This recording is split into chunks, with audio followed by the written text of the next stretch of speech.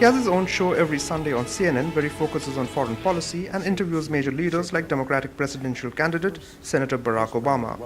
Now, Fareed Zakaria's credentials as a leading international affairs expert have been strengthened with his new book, The Post-American World, spending over 10 weeks on the New York Times nonfiction bestsellers list. The book looks at a world order where the United States remains strong, but has to learn to share power with rising nations like China and, yes, India. While China is far ahead of India, Zakaria feels India is still constrained by an establishment that doesn't share its society's confidence. They're comfortable thinking of India as a poor third world country that has to kind of haggle its way to get foreign aid, denounce the great powers of the world in all the important forums of the world. They haven't quite come to terms with the fact that they might actually be a great power and that therefore they may need to be thinking in an entirely different way, taking responsibility for actions shaping the world rather than being shaped by it.